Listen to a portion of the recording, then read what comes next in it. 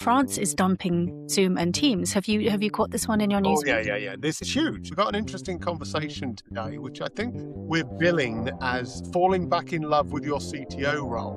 David, is your newsfeed as full of humanoid robots as mine is right now? Yeah, the best investment you can make is build a strong team around you, because otherwise you will never get the bandwidth. But please don't join us if you're not excited about working circa 70-hour weeks.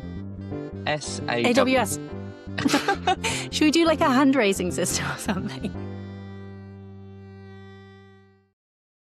Hi, everybody. Welcome back to the CTO Lens for this week. Welcome, Sophie. Nice to see you. Hopefully I'm not as grumpy as I was last week because I've got over my man flu. You don't look grumpy at all, and you weren't grumpy last week. So as always, it's a pleasure to see you. Excellent. And you. I'm back to my usual chirpy chappy self. So hopefully that'll be good for our listeners. So talking about our listeners, we've got lots of events coming up for our listeners. You obviously would love you to subscribe and follow this, but also we've got our Women Tech Leaders event on the 5th of March. That's very, very close around the corner. And I think there's lots of people going to that. So get in on that one quickly. And then the main London Tech Leaders event coming up, the Evolving CTO Mandate. And this one is talking about the role of the CTO, which we'll be doing with our guests in a few moments, actually. The Evolving CTO Mandate is 25th of March. Look out on all the socials for that. That's a really good one. That'll be number 23 of London Tech Leaders. Yeah, get along to those two, Women in Tech or the Evolving CTO Mandate. Have a good time. We have got the lovely Luke has come back. He'll be joining us for the midweek mid-episode game. Not that Will didn't do a great job for the last 2 weeks, but Luke is coming back to as the quizmaster extraordinaire. So we'll see how that goes. Sophie, what's been happening in technology news this week? What have you spotted? Oh, lots of stuff's been going on. Something that caught my eye, and actually it was in line with this sort of digital sovereignty issue we were talking about last week, is that France is dumping Zoom and Teams. Have you caught this one in your news? Oh, yeah. This is actually, I only picked up on this earlier today, but it's huge. It's a real kind of, and it just made me think, this is really logical. Why isn't everybody doing this? So give us the background for our listeners. Yeah, it is. It is. So this is coming, and it's not just France. This was on ABC News, the particular article that caught my eye, and it was France's civil service.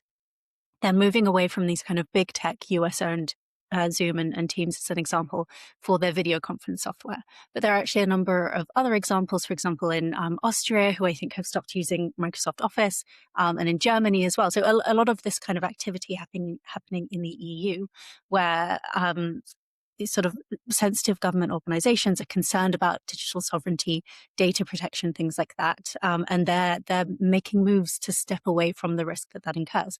Something that I actually didn't notice that was mentioned in this article that might interest you was, and I'll actually just read you the quote because it's really fascinating and I hadn't connected the two, but the quote was, "A decisive moment came last year when the Trump administration sanctioned the International Criminal Court's top prosecutor after the tribunal based in The Hague in Netherlands in the EU, of course, issued an arrest warrant for Israeli Prime Minister Benjamin Netanyahu, who, of course, is an ally of President Donald Trump.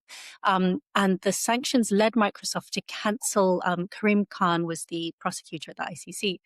They canceled his email, and that apparently was the sort of first move that started EU organizations being really, really concerned that potentially the US has almost a kill switch where, you kind of build infrastructure, it relies on these big tech companies, but actually like that, they can take it away.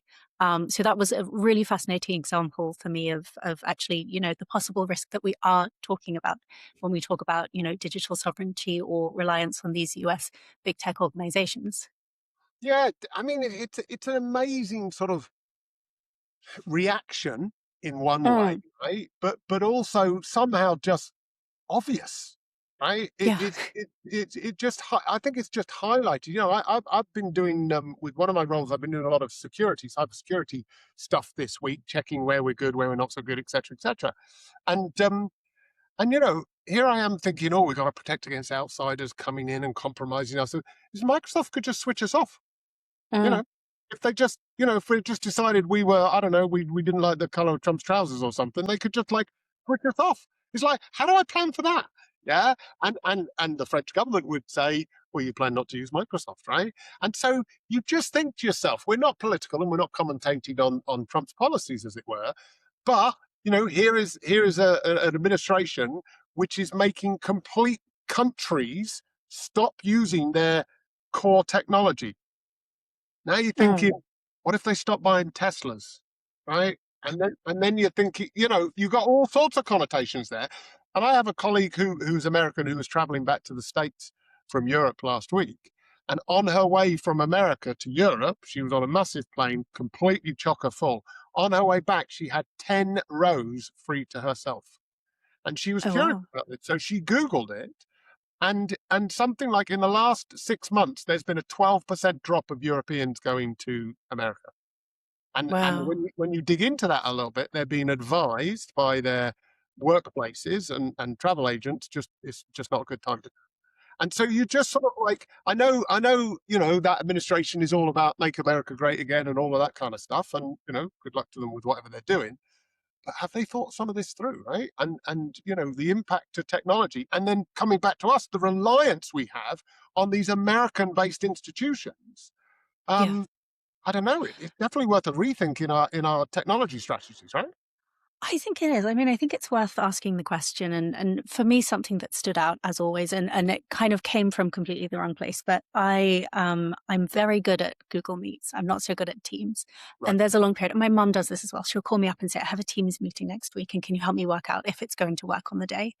And you kind of have this, the more you have a fractionation of systems and the less interoperable they become, the less collaborative we become as individuals, as, countries and organizations. And there was actually a quote that was in this same article from a civil service minister in France that said, we cannot risk having our scientific exchanges, our sensitive data, and our strategic innovators exposed to non-European actors.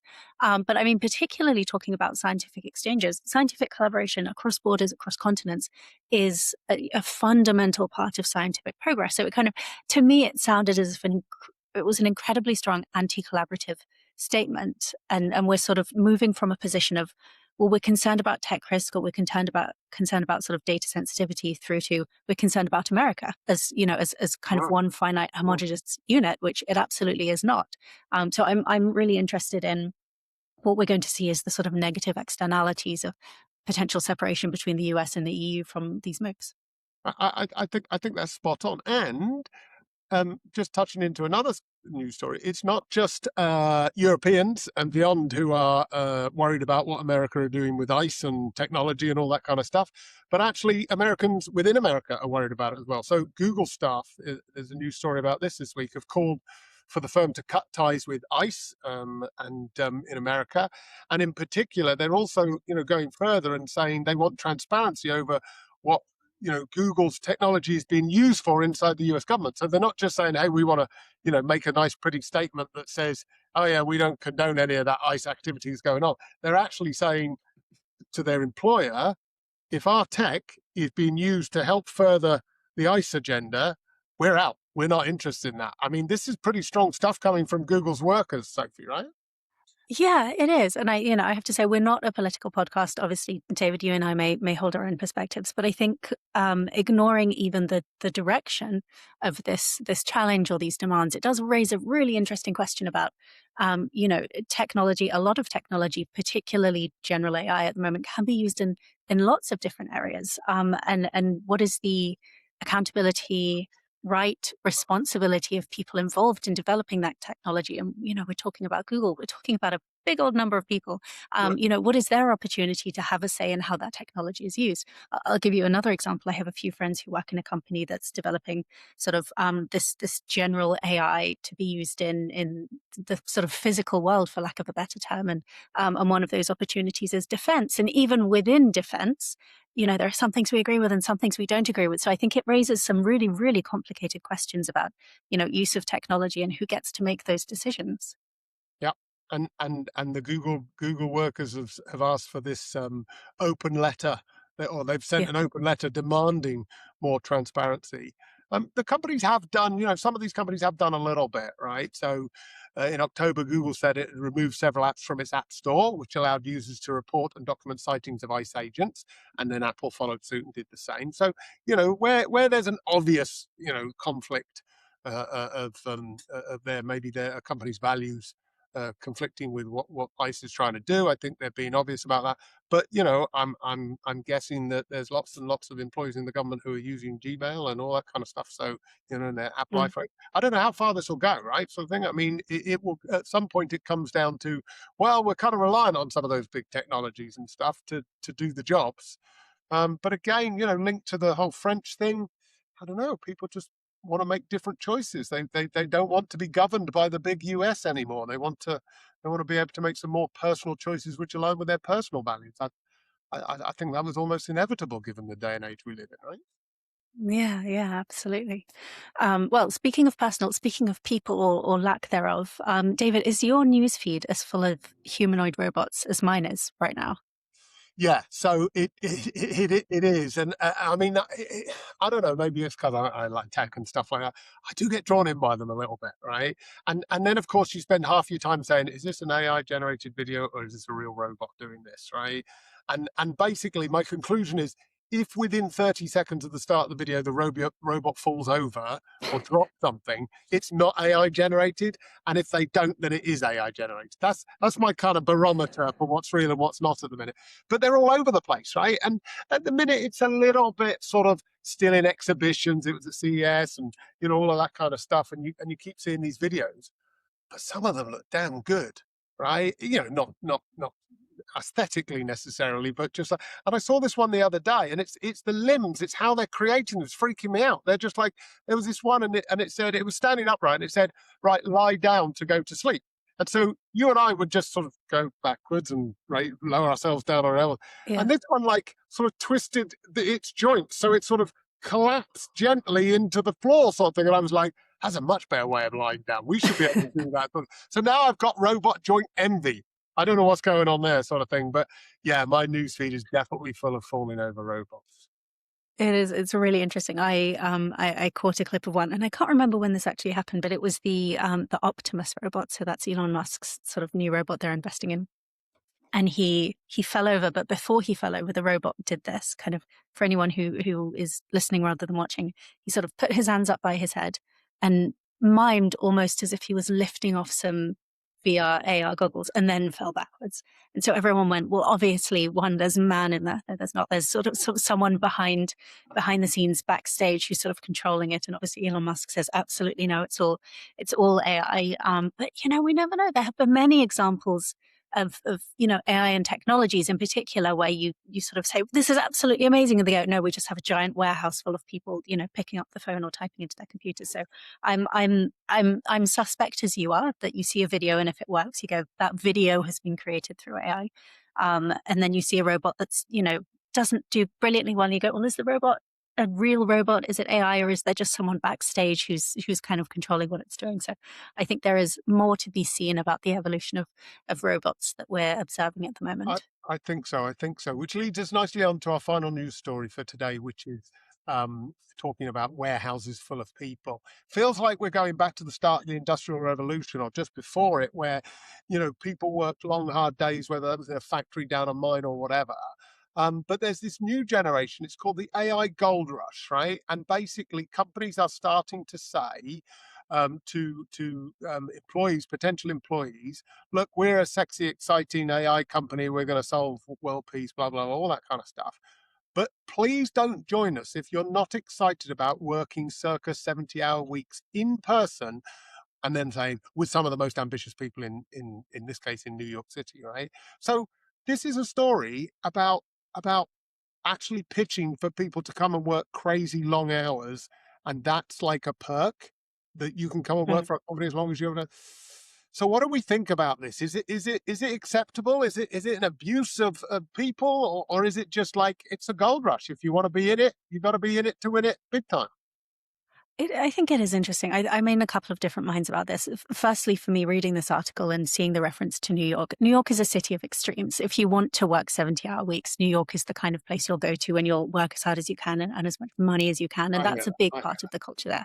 But reflecting on it further, and particularly around this concept of 996. So 996 means you work from 9 to 9, 6 days a week. So you get your Sundays off. But other than that, you're doing 12-hour days. Okay. And it doesn't feel that different to a lot of companies I have worked at. Typically, you might be thinking like an 8 to 8, it's the same thing, but starting slightly earlier, not necessarily working on the weekends. And I'm trying to make sense of what is normal. I would love someone to do a survey of how many hours worked across different, sectors, countries, parts of the country, things like that.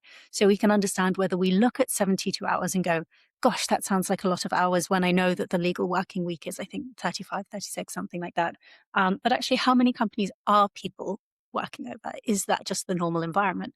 I will say I have a few friends who work at these sort of leading AI companies, and a few of them have recently been working until 3 a.m. most nights, which sounds like a lot of hours, probably more than 72 hours. But I know people who work in, sort of marketing and architecture, and it's nothing to do with AI and technology, and they're also working all of Saturday and all of Sunday. And so I'm kind of trying to make sense of, is this something that's very sort of shocking and new, or is it just the reality of work nowadays?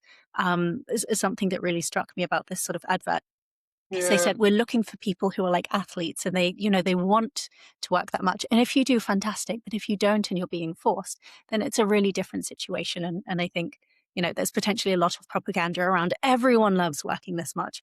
But actually, really, there's an accolade of working in a fancy company, or there's a big paycheck that mitigates a not fantastic work-life balance.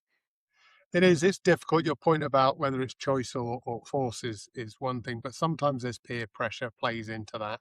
So they're not really Mm. forcing you, but they kind of are forcing you. I think it depends. I think, if you pick a company that's going places and they're doing some exciting stuff, maybe you'll just work those kind of hours because it's exciting and you're into it, and, Yeah. and you work hard, play hard, all of that kind of stuff. There's some undertones of ugliness here for me in terms of it becoming the norm. And, I think it's hard enough getting the children of today encouraged to launch themselves into the world of corporate work, et cetera, without saying, oh, yeah, I'm the standard 72 hours a week. It's just like, what? Yeah. So I think I think it's okay if that's what you want to do. You want to play hard, work hard, you want to follow a dream, all that kind of stuff. You take your personal choices.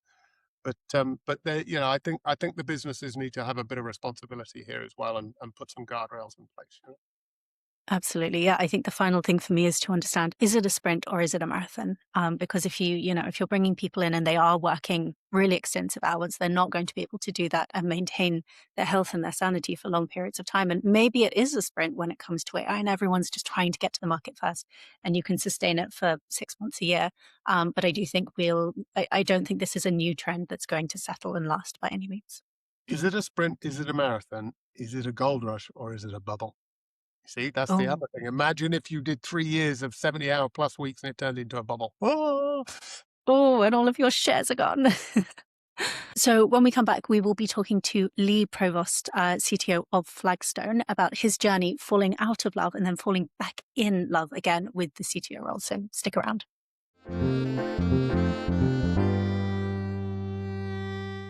Hi, Lee. Hello. How are you? Lee. Yeah, very well, very well. Thank you. Nice to meet you, Lee. Thanks for joining us on the CTO Lens. We've got an interesting conversation today, which I think we're billing as falling back in love with your CTO role. So before we get into that, just be Yeah. nice to hear a little bit about you and your background, and do a little bit of an self-introduction, if that's okay, Lee. Yeah, of course. So I've been with Flagstone, I think, almost 4 years now. Um, so it's been an interesting journey of first landing in the role, a kind of big growing fintech, and going through the usual motion of the first 2, 3 years of very kind of exciting challenges, and then thinking about what's next, which led to the topic of this conversation. And so previous roles have been a mix of building my own business to working for the UK government to other fintechs, so a bit of a mix of various industries. But I've always been at the kind of software development side of things, but a mix of consultancy, agency, fintech, big companies. So yeah, it's been a maybe slightly atypical career path for many people in tech, but you know, we are where we are, and I'm quite happy with where we got. Amazing. And so we're really, really interested in your journey around, kind of getting to the CTO role, and, you sort of get there and you go, this is great. And then a little while later you say, well, maybe this isn't great. And obviously for you, you've kind of fallen out of love and fallen back into love. Could you walk us through that, that journey that you had coming into that first CTO position, and your experience of potentially that stopping being, or maybe never even in the first place being exactly what you expected it to be? Yeah, so I think it's been a common theme where I joined a organization for a couple of years, and then after 2 to 3 years starting to think, what's next. And it's not that I stopped liking the job or stopped liking the company. It's more, I've done some of the things I wanted to do,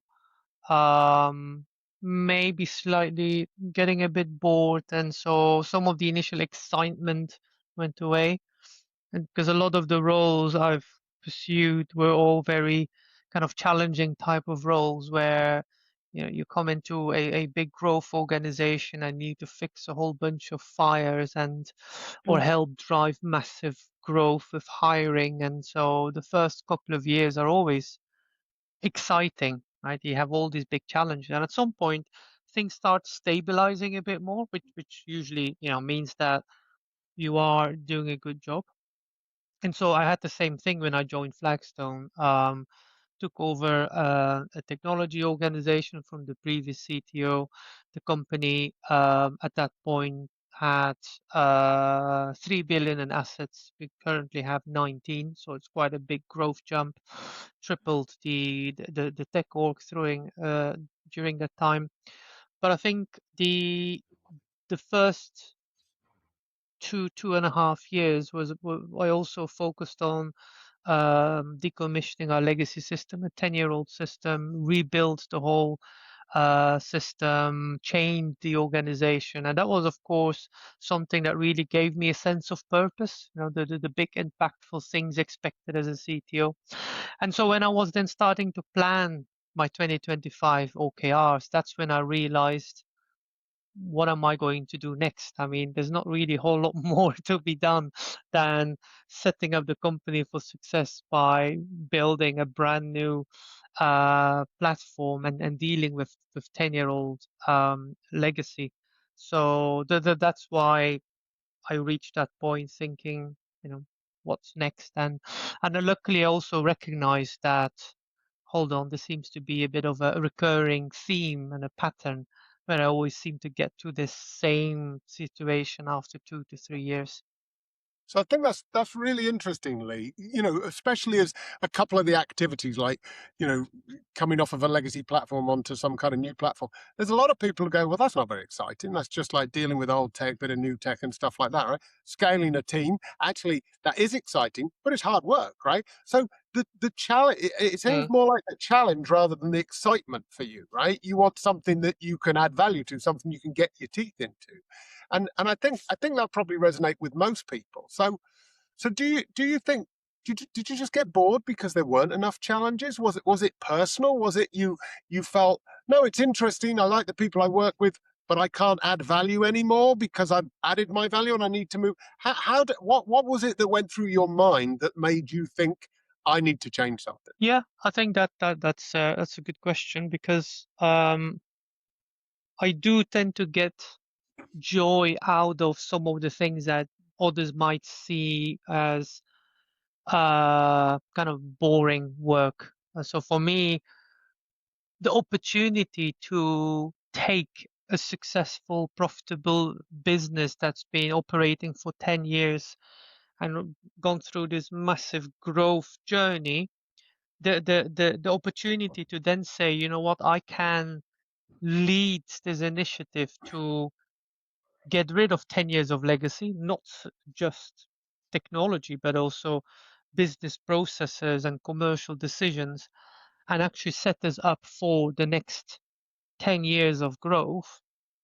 I find that incredibly exciting, because it also reflects the type of impact that I feel, is expected from a CTO, a C-level exec operating on that level for a fintech of a certain size and maturity. So the type of things that maybe some other CTOs would feel this isn't really the kind of sexy tech innovation work. No, that really, really appeals to me. So I think you're right to point out that maybe some of the kind of lack of a sense of purpose came from not having another big meaty type of thing ahead of me, regardless whether it was the kind of quote unquote boring work or the kind of more sexy innovation work. Yeah. And so where did that lead you then? I think you mentioned that you had maybe it was the beginning of 2025. I can't remember if you said OKRs or New Year's resolutions. I guess they're similar things in some ways. And so it sounds as though you got to a point where you had identified this kind of pattern or behavior or just a preference of yours that, I like these really big meaty challenge. I mean, where did that lead you? What change did you make? What happened next? I think the first thing was acknowledging that there was this pattern and making a decision whether I wanted to stay with Flagstone or not. And I, after some reflection, I came to the realization I really like the team, I really like the company, really like my peers on the leadership team.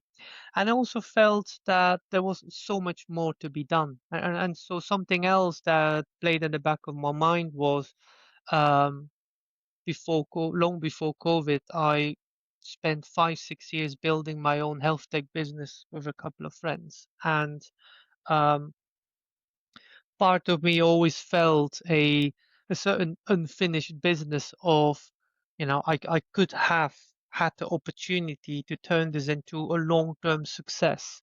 And due to circumstances out of my control, that was not possible. And with Flagstone, it felt like, actually, even though it's not my business as I'm the founder, I am in a unique position where I can actually maybe try to repeat the kind of big ambitious goal of building kind of a successful, long-lasting business. So and so what I actually done at that point was then I spoke to my manager, the CEO and founder, and also to some external people. I'm extremely privileged that Mary Williams, the former CTO of Monzo, they are on the board of Flagstone, and so they act as an advisor. And so I discussed it with both of them, and they were both extremely supportive of, well, first of all, acknowledging that, this is normal. And then secondly, giving me the opportunity during 2025 to rediscover kind of my purpose and joy of the CTO role, especially at Flagstone, rather than doing the thing I always did in the past. Was time to move on. So it's really interesting. So we've had Mary on our podcast, and they talked about their journey and the way in which there was some big stops, not for different reasons from you, but some big sort of points where it was like, do I do this? Do I do that? So that was really interesting that they then have turned around to be an advisor to you in a sort of a crossroads in your career. So that's really interesting. But it makes me think, and also that your CEO was willing to embrace in that conversation, because I'm sort of listening, Lee, and thinking, yeah, I think I've been there. And I usually classify it as I'm bored now. I've sort of done the hard stuff. I haven't got a challenge. I'm bored. And quite often at that point, I leave.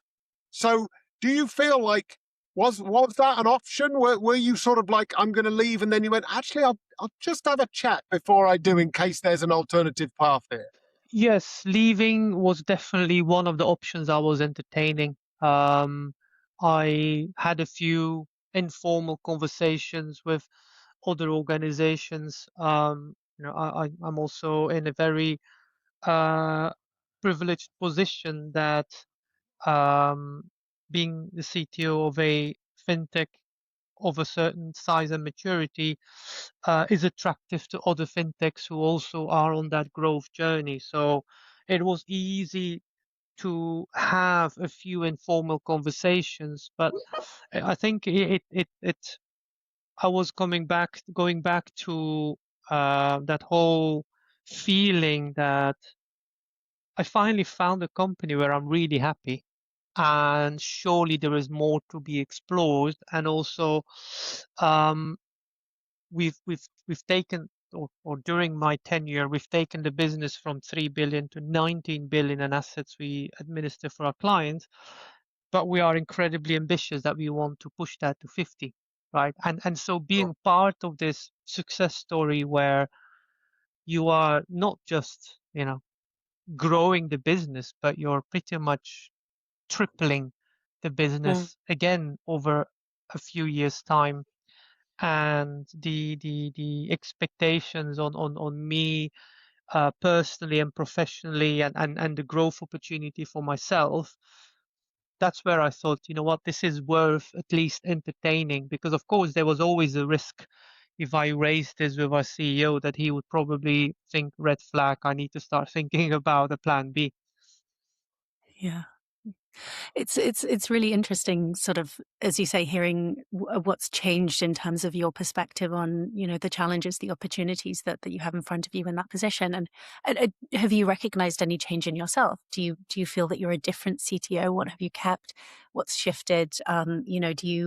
Do you do anything different in terms of challenges you say no to, challenges that you're more interested in approaching? Like, what has that experience been, that shift in you after going through that journey of making a decision to stay and see it through? Yeah, so it took me most of 2025 to rediscover the passion, but that was also because I completed our major 16-month replatforming project October 2024, and I think it's fair to say that I was probably still dealing with some sort of burnout from a very high intense type of project over 16 months. But it was also a period where I got a lot of support from my peers on the exec team, who have chipped in any way possible, in every way possible, to help me deliver this project. So I also felt like 2025 was for me the year to return the favor and make sure that my primary goal was to support everyone else around me.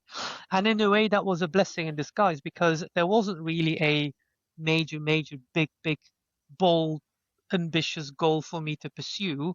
It was very much like, well, let's deal with the fact that we're now on a new platform and we kind of almost reinvented the business.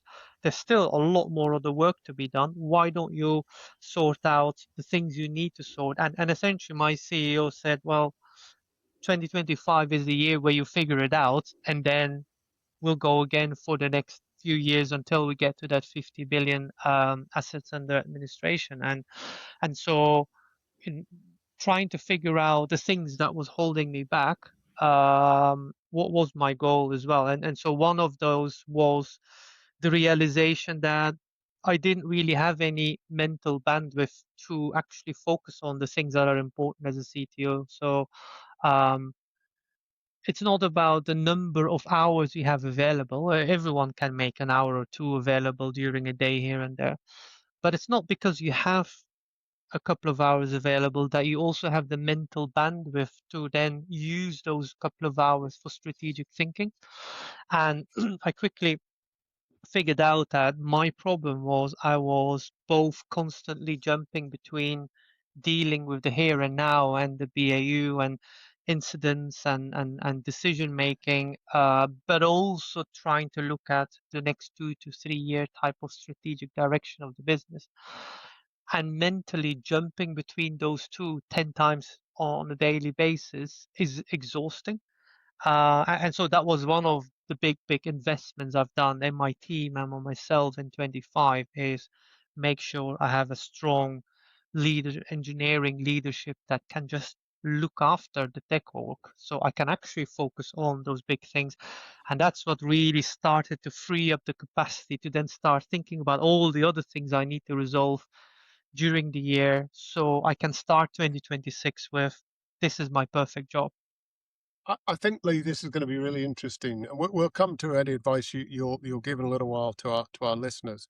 But you're touching on a couple of things there. First of all, you said at the start of that point, you got a lot of support during while you were doing this big system replatform. You got a lot of support from your peers and your CEO and stuff like that. That's not to be taken for granted, right?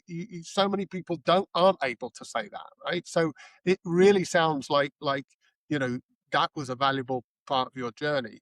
Also, that must make it mean that, and this is good feedback for you, that they valued what you were able to give to the company, right? They wouldn't have, they weren't just, humoring you, right? They understood that you'd done some good stuff for the company. It enabled them to get to a point, and now you need a little bit of, thinking, a little bit of time to work out the next thing. So, we've talked on this podcast before about high performing leadership teams and your number one team and all that kind of stuff. It sounds like you had a great leadership team and some peer-to-peer relationships there. So that's really good. And if our listeners don't have that in their organization, then they should always try and seek it out or develop that amongst their peers, would be my first point.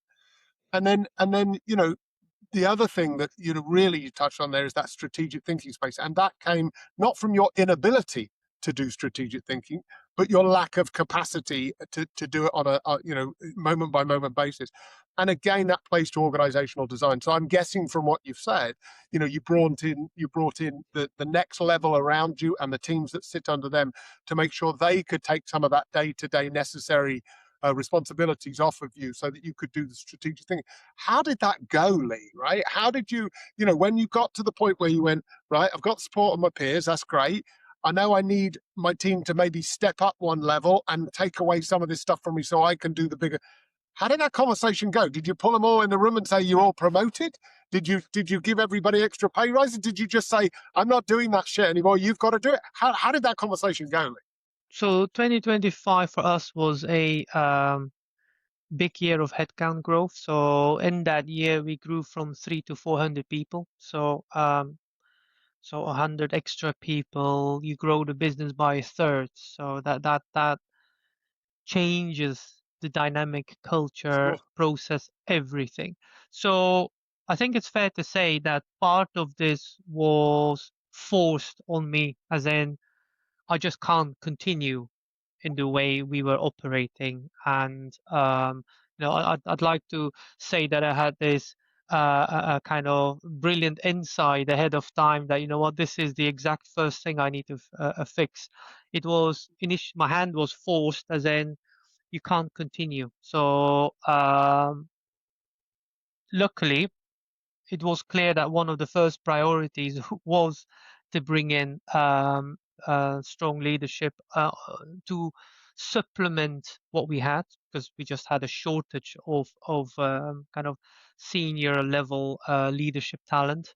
And very coincidentally, through one of my CTO networks, I was introduced to someone who just became available, and it was one of those kind of very coincidence, chance encounters where everything seemed to work out perfectly. That person could literally join in a matter of weeks, which completely changed the game for my hiring and then freeing up my capacity.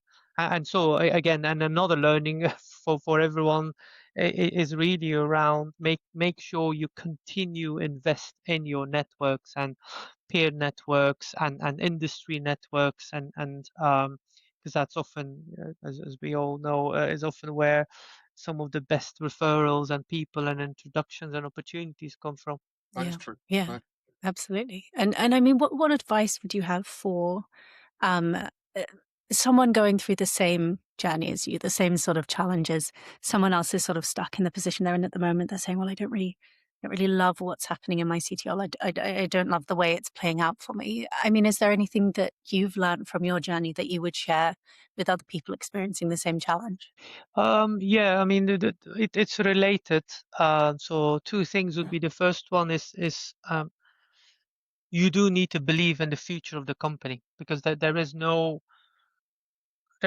more demotivating working on something where you are very clear, you know what, there is no future in this business or team or organization or this role. So that's the first thing you need to figure out. Do I believe, whether I'm the right person or not is a separate question, but do I believe that this team, this organization is the right business for me? And do I believe that this team and organization is going to be successful in whatever your window of horizon is?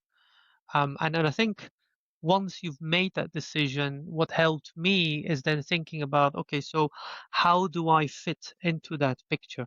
So I historically always set my OKRs quarterly, very much on, what do we do next quarter?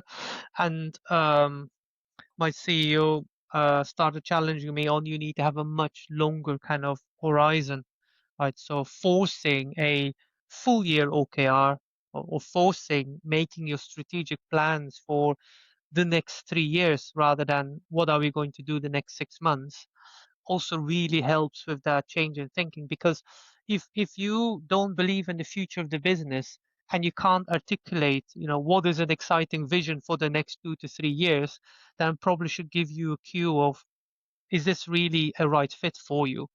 And luckily, I had the opportunity to do this, and the support from the CEO and the rest of the exec team to do this. But that would be the first thing you need to figure out for yourself. Do you really want to be in it or not? Because it's also not fair for the people around you and the business that employs you if you are Yeah. kind of just scooting along and not really sure what you want to do. I think that's definitely true. I think that that everybody deserves a little bit of time to work it out, right? And especially if you've proved your worth, if you've delivered something of value to an organization, everybody should be getting a go. But you have to have an amount of self-awareness as well, Lee, right? You have to lock that in and go, okay, am I just posting here and taking the salary? And it's like I've done some good stuff in the past, and we've all had that. We've all had a bit of like, well, I just delivered real value to the company. You guys, I'll let you catch up while I just rest a bit, sort of thing. So I think we all get an element of that, but at some point you do look around, and my wife hates it when I do this. I look around an organization and think, am I done? Can I give more here? Is there and on 4 separate occasions throughout my career, I've gone, yeah, I'm done. Right? I've done what I can, not because I hated it, but just because I was like, I don't think I'm the guy to take them where they need to go, or they're not going to go big enough for another Yep. challenge. And that self-awareness is really, really critical.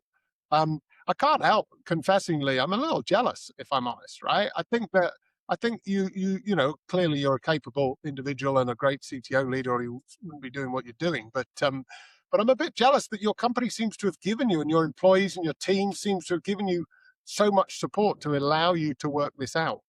Do you think that's unusual in industry? Do you think, and I would say your company would say they're benefiting from it. I'm guessing they would all agree with that.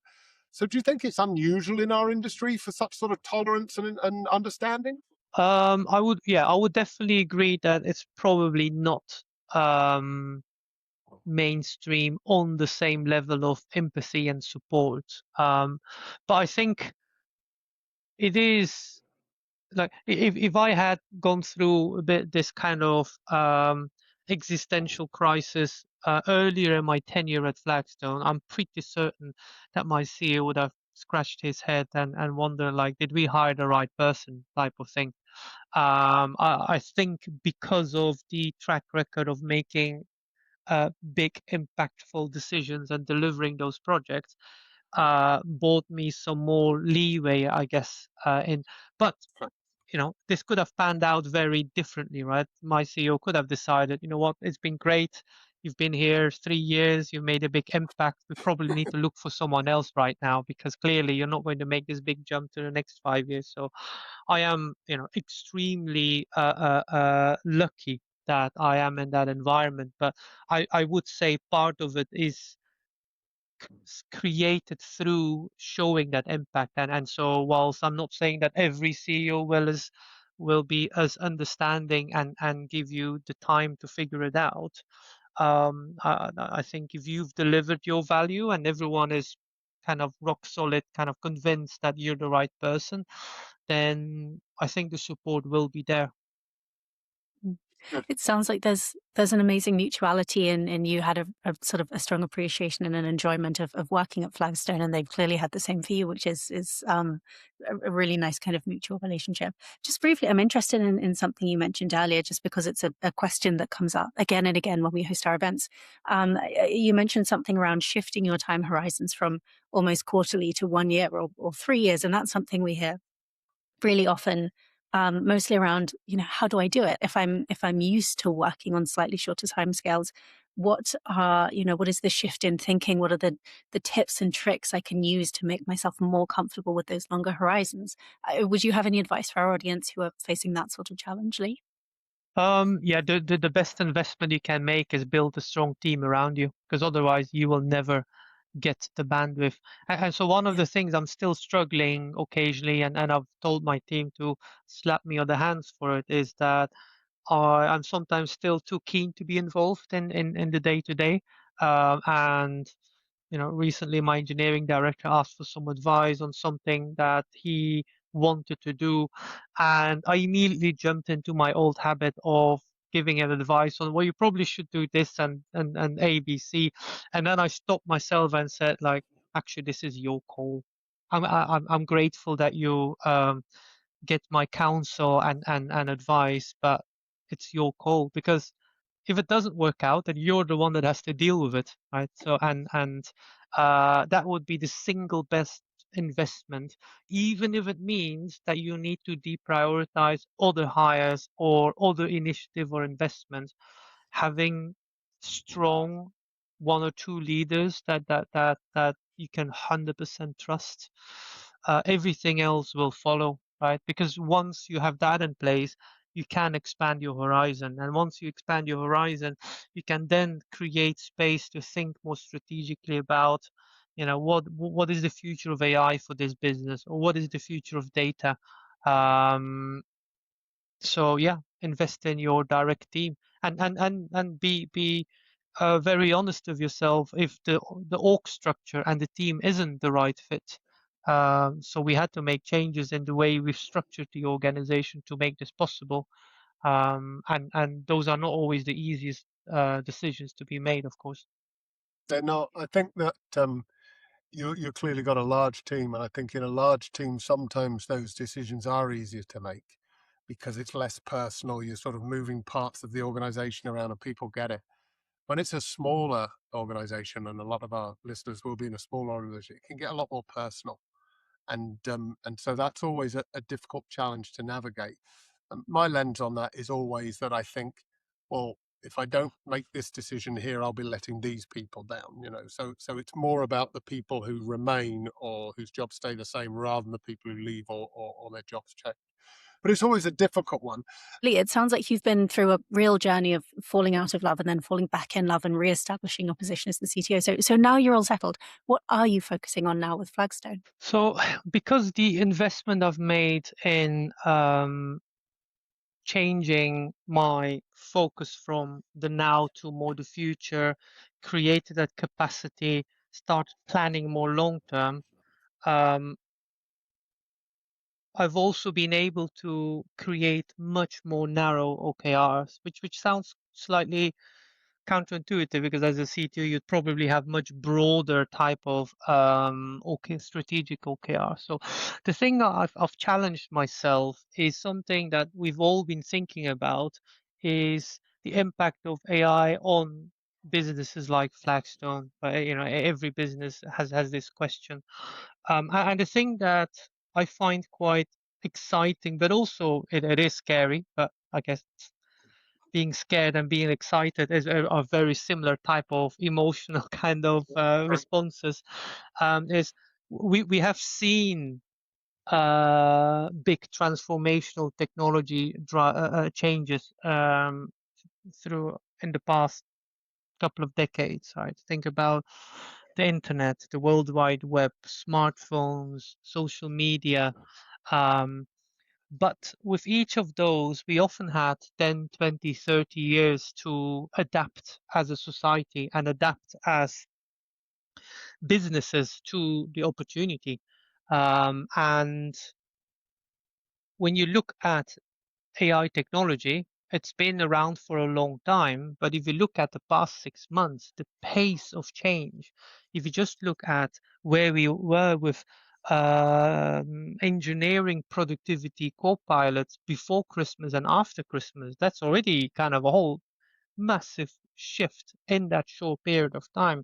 And I always joke to people like it's advancing at such a rapid pace that by the time I start and finish an article, by the time I finish, things have already changed and the article is outdated. Right. And that creates both an exciting opportunity, but also it's quite a scary one. And that's the bit I'm focusing on right now is how do we leverage the technology, not only for internal productivity end to end, the software development life cycle, but also thinking about we will need to fundamentally rethink the way we architect systems. Right. Some of it will be generated by AI and will never have a human touching it, because if you want to change it, well, we'll just regenerate that specific bit of software. And so that is what I'm focusing on right now. So not only for our internal processes, but also what does that mean for our clients? What does that mean for the kind of savings industry, financial services industry? So yeah, and I can hand on heart say that this type of being at the forefront of tech innovation again, rather than what we discussed earlier around the quote unquote boring legacy replatforming, is quite exciting. Yeah. Well, Yeah. it certainly Amazing. sounds like you've got your excitement back, Lee, that's for sure. So it is nice to hear a journey from somebody who, can confess that they, maybe sort of fell out of love a little bit, or maybe the romance died, who knows. But then you regathered yourself, got lots of support from your colleagues, and have managed to get your head into the future and see what you and the CTO role can move forward with. So that's really great. I think our audience will love hearing you on the panel. I'm sure you'll get some people who've got other experiences and other views. So it'd be really, really great to hear about all of that. We hope to see you at the event and lots of others. But thanks very much for joining us, Lee. It's been really great chat. Thanks, Lee. Fabulous. Thank you, Sophie, David. It was really good. Thank you.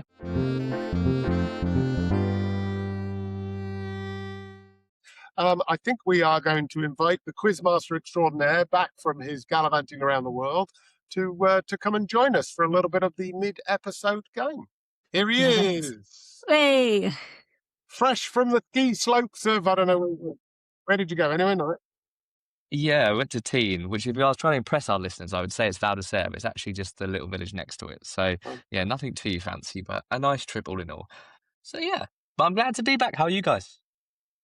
Doing Good. well. I'd like to say we missed you, but we didn't. We had fun with Will instead. So. And who's been winning recently? Pretending like I have watched the episodes. Don't ask. Don't ask. I may be ahead overall, but Sophie is definitely, she's fighting. She's fighting. Well, Sophie, just like me on the ski slopes, never give up. Eventually, you'll get there. But anyway, it's time for this week's game, which is called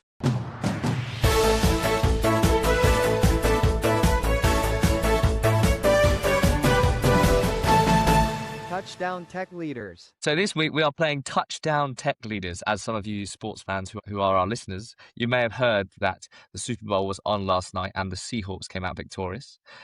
However, we thought that we would try and get our tech leaders to score some touchdowns today through anagrams. So coming up are 7 anagrams of some of the biggest companies in tech that you will definitely know.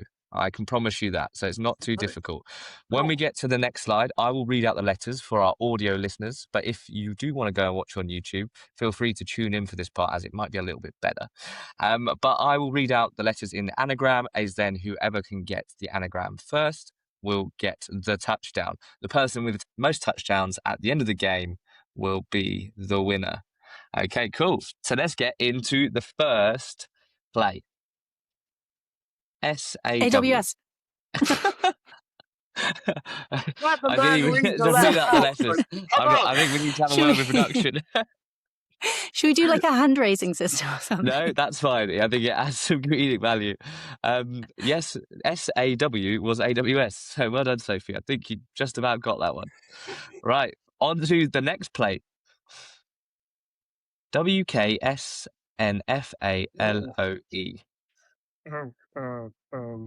I have to sort of sit back a bit to read to see all the letters.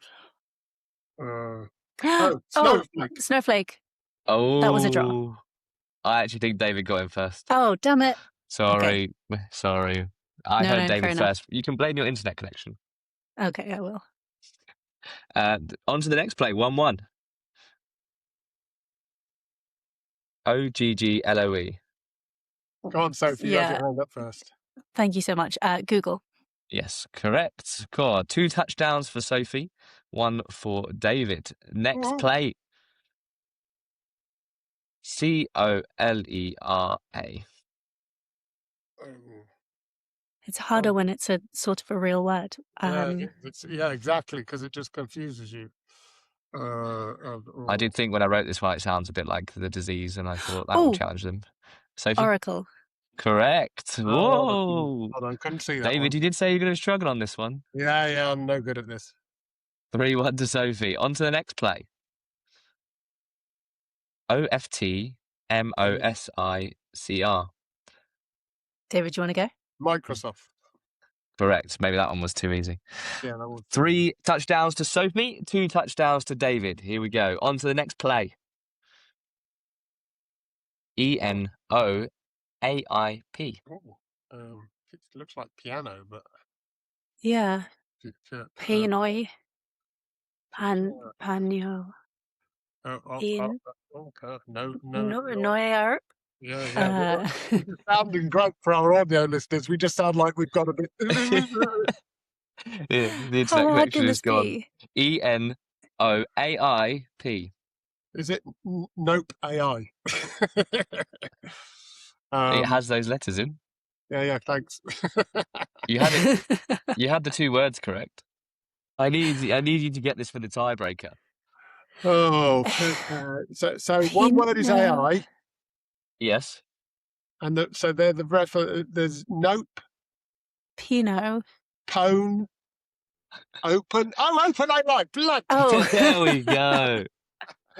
That touchdown was a bit more delayed. Oh, God.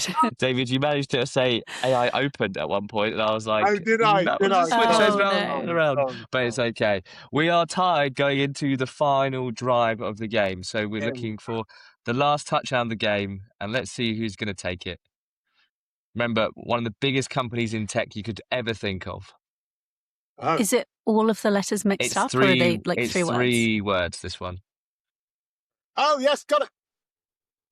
Would you like to say I it? don't. London Tech Leaders. Correct. Oh. Another comeback win for David. Oh, man. I was trying to work out what had etch in the middle of it. Yeah, London Tech Leaders, one of the biggest companies you'll find in tech, that's for Exactly. sure. Big brand, mega Exactly. Yeah, Well, very no, important. that concludes today's game, our Super Bowl themed anagram Touchdown Tech Leaders. Thank you both for playing, and I'll see you next week. Thanks, Luke. Thanks, Luke. Welcome back. Hi. Welcome back. Thanks for sticking with us. We've lost David momentarily, so you've got just me to take us through a disaster diary. So today we have been written to by Anonymous, and Anonymous is having a challenge with their board. So I will read out the disaster diary and then share some thoughts for our Anonymous challenge sender, and hopefully there'll be something helpful in there. So this week's disaster diary says, I'm struggling to get the board on side when it comes to technology. I talk about platforms, resilience, and how we need to change and innovate. They talk about whether what we have is good enough for now. And it feels like we're solving different problems. And I'm the only one worried about the future. Some of the board are set in their ways. They have built this company without modern tech, and I don't think they fully trust it. Every time I push for change, it feels like I'm asking for permission rather than setting direction. So the question they're asking us is, it would be great to know whether there are any practical ways to get the board more on your side, or alternatively, how do you know when walking away may be the smartest move? So I think this is a really interesting question, and it's actually one that we spent a lot of time talking about on our most recent Women Plus Tech Leaders event, where we were basically talking about dealing with the board. So it's absolutely not an uncommon problem. I think a lot of people face it, and particularly it sounds like it makes sense that if you have a group of people who've built a company, they haven't needed to rely on technology. and they're now potentially transitioning into a phase where technology is very important, there's a little bit of reticence or lack of connection to that problem, or lack of understanding really of what the opportunity is. Interestingly, for our broader group of listeners, we have heard that this can go both ways. Sometimes you have a board who say, I'm not sure about technology. It worked okay before. Why do we need to introduce this? What we're hearing from a lot of boards, on the other hand, at the moment, is that they're hearing about AI and they're getting really, really excited and saying, well, why can't we ship AI tomorrow and we can use it in all of these different areas? And of course, AI is much more complicated than that. And so I'm hoping this advice that we've gathered will be helpful for both situations where there's reticence towards technology or where there's almost too much excitement around technology that needs to be reeled in a little bit. I think the first piece of advice, and this was something that came through really strongly in that last Women Plus Tech Leaders event, is to make what you're trying to communicate as a technology leader as accessible as possible to the board, bearing in mind what their perspective is. And that can both be where they're most comfortable, what areas of the business they understand the most. It may be commercial or strategy much more than it's technology. It could also be just, the way that they talk. Are they sort of storytellers themselves? And so you need to present this as a story rather than a list of facts. Or maybe there's someone, maybe your CFO, for example, is really comfortable with numbers. And so you want to translate the challenges or the opportunities you see into numbers more than a story. That can vary on a very individual basis. But importantly, really importantly, it's worth bearing in mind, what do the board actually care about?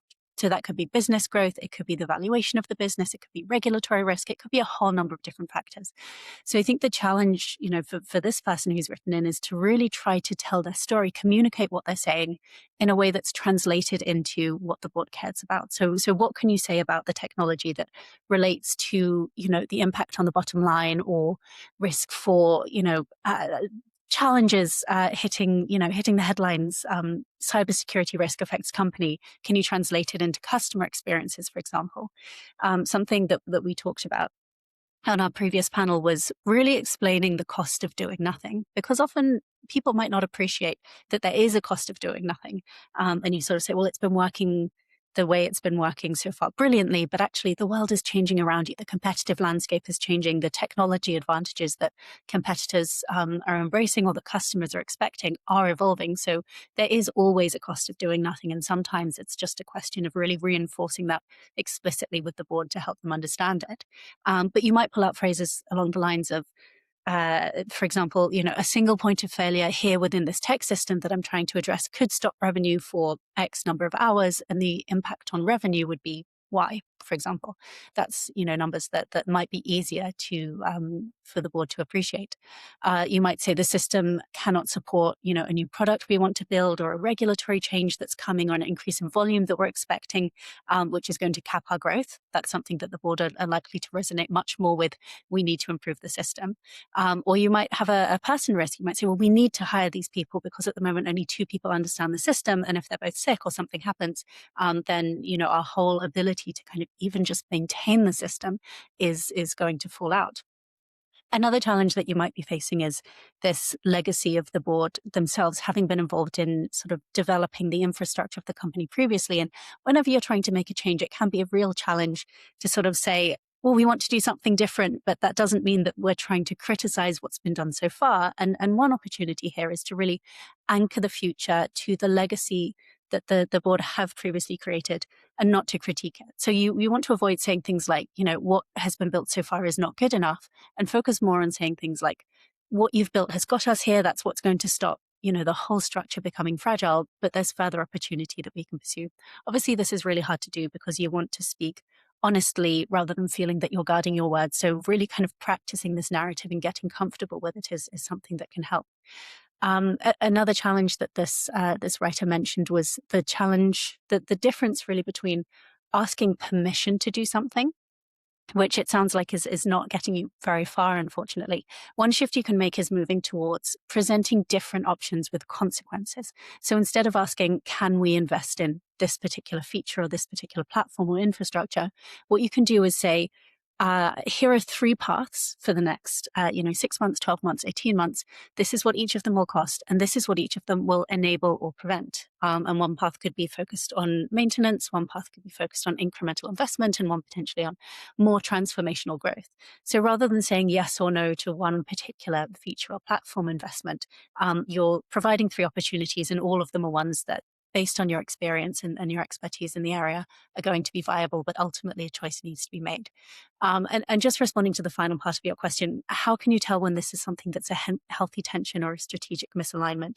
Really having these discussions that we sort of outlined in the first part of the section, starting to see what the responses are, how far can you move, how much is your board open to listening. Something we heard in our interview with Lee earlier in the segment is that sometimes you come into an organization and you realize that actually the challenges that the organization wants to focus on are different to the challenges that you can support with. And when you start to sense that reality, that's really the time when ultimately what you're discovering is a strategic misalignment. But if you pursue all of the sort of opportunities to further that conversation mentioned in this section, and you start to see movement and progress and an evolution of the way you can collaborate with your board and their openness to invest in technology, then that's when you see what you've had as a healthy tension and it's something you're overcoming. So thank you so much for writing in. If anyone else does have a disaster diary, please do send it to us. We love trying to help where we can and to read about all of your challenges. So please don't hesitate to reach out and let us know what's on your mind. So great week. We had a brilliant guest, Lee Provoost, on and talked all about falling back in love with the CTO role. That was really good. We had our usual run through of the technology. Undoubtedly, everybody will be talking about the items that we covered, Sophie, as is our trend. And the disaster diaries, I think that was a good one that you led us through there, Sophie. Thank you for that. And of course, the mid-episode game continues to be a highlight of the whole thing, and we won't talk about scores. But yes. Yeah, I think that's our week done. Sophie, thanks ever so much for joining. I think we had a good chat through. We did. It was great. Thank you so much, David. Although not thank you for beating me in the mid-episode game. But yeah, I appreciate it. And thank you everyone for listening all the way through, and we will catch you next week. Thanks very much. Bye. Thanks. Bye.